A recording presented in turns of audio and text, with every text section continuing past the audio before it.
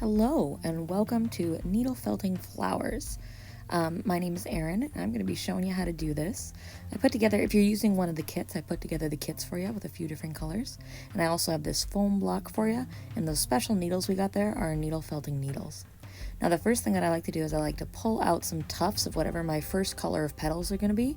So I'm taking this red and I'm going to break it into 5 sections. I don't want to use up quite all the wool because I'm going to use some more of the red for accents later. So that's why I'm going to leave a little bit off to the side. But I've got 5 more or less equal pieces. And now I'm adding in just a pinch of yellow. I'm going to end up blending these together to create a little more variegation. In wool, we often call it a melange when it's mixed like this. So we'll create a little bit of a red-yellow melange. Now how you blend the wool is you're just going to basically lay it on top of each other, get your fingers on either side of the tuft, and just pull apart. What we're working with here is something called the staple length, and I'll illustrate that in a second. But the staple length is just the average length of the fiber. So as long as our fingers are far enough to part, when we tug on it, it'll separate easily.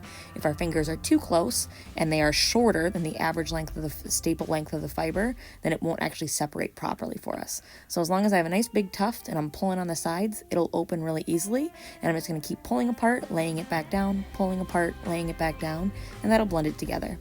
And this is here what I was talking about with staple length. When I have my fingers too close and I tug, it's not going to separate. A little further it starts to go, and now we finally have a separation there. So just lay them down, pull them apart, and you will get a nice blend of fiber. Now you can of course use a different blend of colors. I just like red, yellow, orange flowers, so I figured I'd stick with my warm tones for my primary shades here.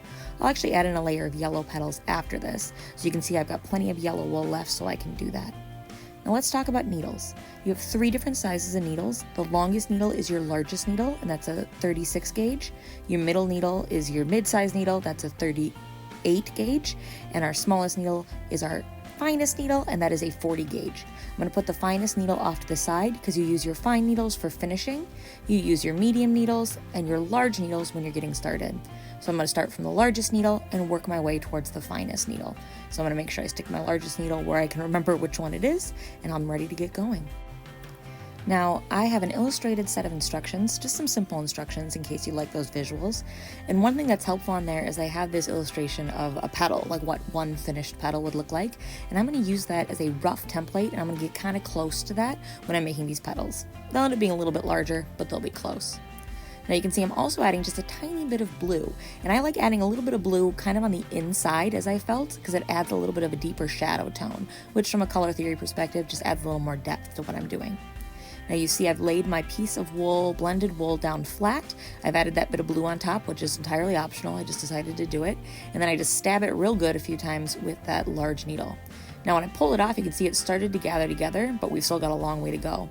So I kind of rolled it up like an egg roll there, and then I'm going to keep stabbing it again. After I've folded it, you'll see it gets a little less fuzzy on the edges, and that's because I folded over the fibers, and now they're going to start blending back through. For a while, as you peel it off the foam, every time it's going to look very fuzzy, like kind of like a porcupine. And you just got to trust the process. As you keep going, those fibers will continue to felt down, and you'll lose more and more of that fuzziness and get more and more of that solid texture that we're usually looking for when we do needle felted sculpture. Now I've only mentioned it so far in the little subtitle at the beginning, but I'm going to say it verbally right now. We want to be very, very careful as we're stabbing. These needles are very sharp. It's pretty easy to avoid getting stabbed if you take your time, but as you get going, you're going to start going faster and faster because you get better and better at the process. And if you slip, you may accidentally jab yourself with a needle. It's not the end of the world. It's not a bad idea to have a couple band-aids on hand, but there is this nice trick that I'm showing right here. If I take one of the needles I'm not currently using and sticking it into the end of the petal I'm working on, I can keep my hand further away from the stabbing, and I'm way less likely to accidentally poke myself.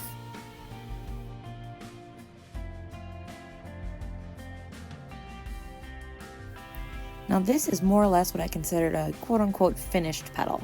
I'll do some more work after I join the petals together, but for now it's pretty close to that template shape, a little bit larger, but I'm fine with that, and it's got a decently smooth texture. Still got some fuzzy bits, but we can work on that.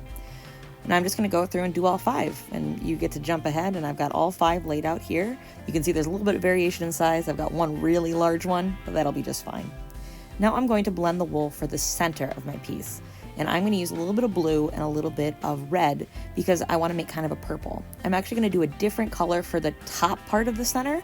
This is more a stabilizing like bottom part of the center, which if that doesn't make sense, keep watching and it should become clear as we go through the assembly. But this is going to be the center ball that holds all of these petals together. So I'm blending it the same way I blended our red and yellow at the beginning until I have a nice purple chunk. And then I'm not actually going to use all that stuff I blended. I put a little bit of the purple aside because I may use that more for some shadows and such later. Now, this is kind of cool. Wool felts very readily. Well, at least this wool does. I hand blended this wool. It's a local blend from local sheep. It's got nice texture and good character, and it's really good for felting. So all I have to do is roll that ball of wool in my hand, and it starts to felt into a ball. It's pretty nifty. And so it's already kind of holding itself together, which means it is already prepared for me to put it together into the center part for this flower. Now to make the petals, I was using really my large needle, so my 36 gauge, and my medium needle, my 38 gauge. I'm going to shift now to my finest needle, which is my 40 gauge. All these are triangle needles, by the way, which is the most common kind of needle. There are other kinds, and I'm not going to get into that here. But just so you know, if you get really into this, you can do some research, and you'll find other kinds of needles out there that are different shapes that do slightly different things. But like I said, I'm going to use my finest needle, maybe some work with my medium needle, but no longer with my largest needle.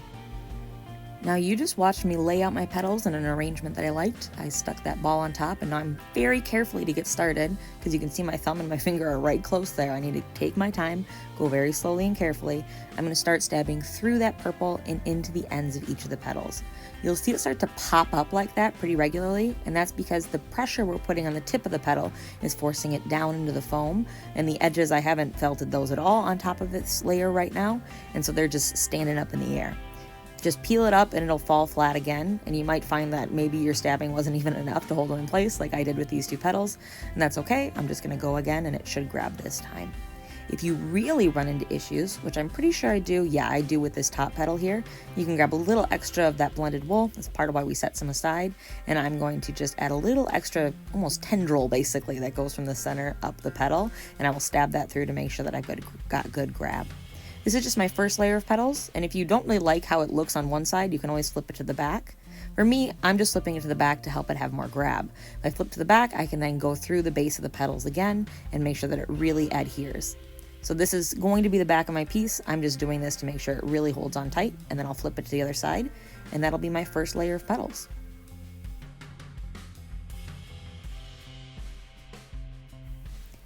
Now, like I told you, I want to do a yellow layer as well. So I've jumped ahead a bit here because this is the same process I started with. These petals might be just slightly narrower or slightly smaller so that they don't completely consume the bottom layer of petals. We'll still be able to see both when it's finished. But just like before, I blended some yellow, and this time with just a little bit of red. So the reverse of what we did before. I laid it flat, gave it some good stabs, and then started folding the edges in until I could get this teardrop shape that I was looking for. I've already got 3 on the side, onto my 4th. This one was cracking me up because I felt like it looked like a tiny piece of pizza, so maybe in the future I'll have to do a needle felted pizza.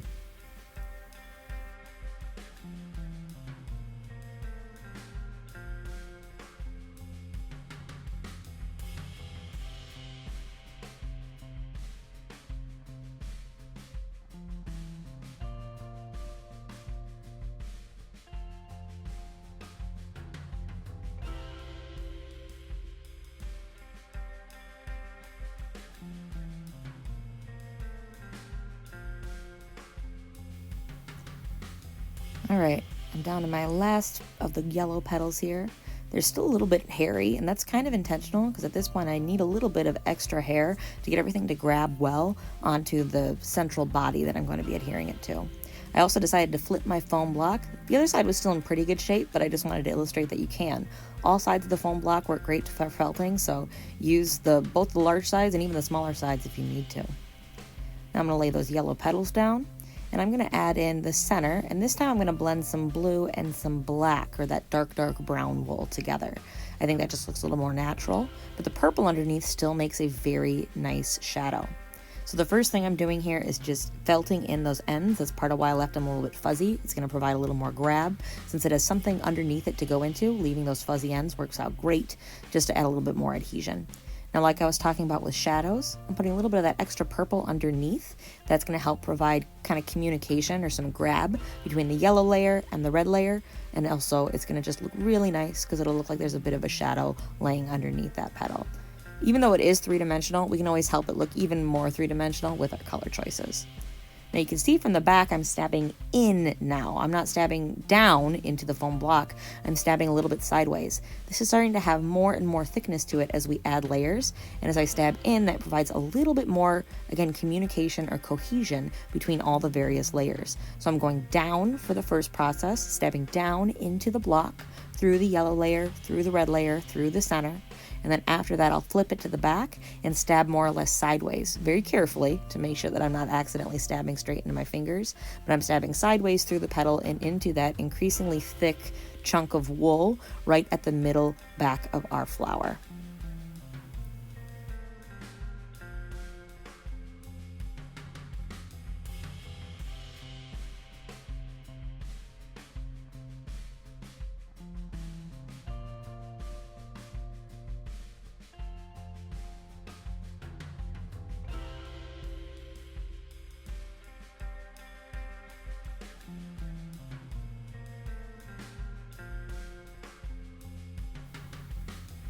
All right, so we're getting close to where we want to add our petals in here, or excuse me, not our petals, our leaves. We just done our petals. Our leaves are going to be the finishing touch. It helps provide a little bit more grab as well. I could stop here, that'd be just fine. If I were going to do that, I definitely take extra time to do what I'm doing right now, which is where I'm felting from the back first to make sure there's good join, and then felting back from the front. This back and forth process causes the fibers to essentially weave in and out of that central chunk there, and that's going to help everything grab and hold on very well. But adding a layer of leaves doesn't hurt as well. I think it looks really nice, and it also adds a little bit more wool, a little bit more communication, a little more adhesion. So I'm going to make a bigger little mat for myself. So I've pulled out a big chunk of green. I'm going to lay that down, and I'm going to put even more on top of it. 2 layers helps make a thicker sort of pad of green. This actually could be called a mini bat, technically speaking. Bat would be the word for it. And so I'm going to make a tiny bat out of green, and I'm going to felt that flat in order to make the start of my petals. Once I've got it started, I'm actually going to twist it in the middle, and that's going to create an even more of a tight gather in the middle there. And so one side is going to just go underneath, and so it's not going to have really any shaping to it. It'll just be what grabs onto the rest of the flower sculpture. And the other side will be shaped and sculpted to create the leaves that I want to see on the edge of the brooch.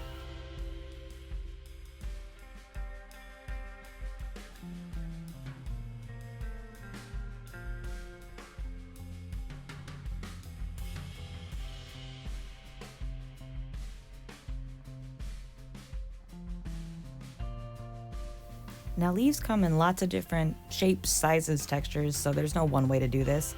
I just sort of poked and prodded until I got this kind of fern, well, not quite fern, but I don't know, nasturtium almost effect. I just got something that I liked and I went with it.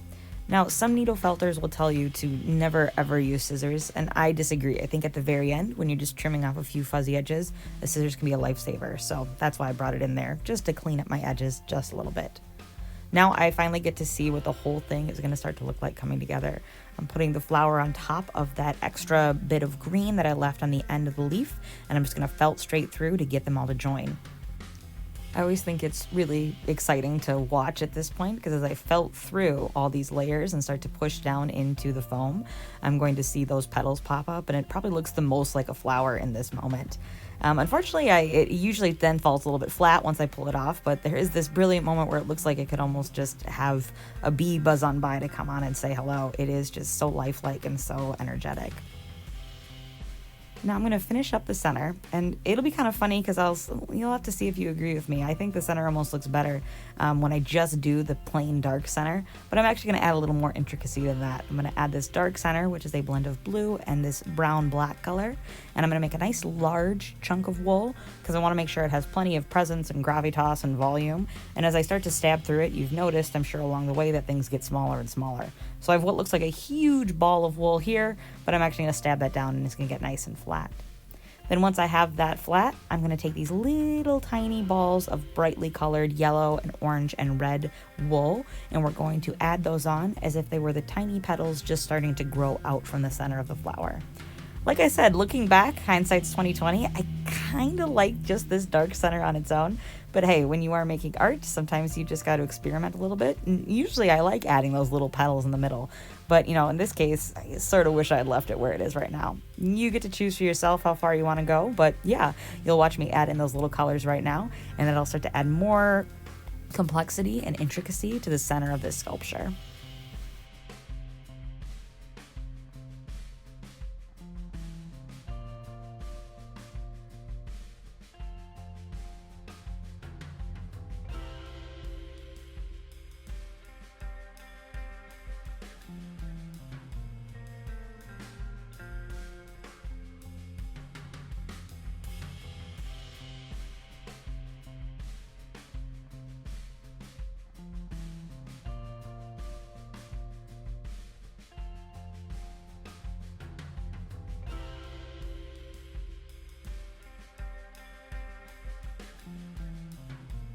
Now to finish up my felting, all I'm going to do is do finishing. So I'm checking for any places where a petal might be loose or it feels like there's not a lot of density. It feels very fluffy and loose still.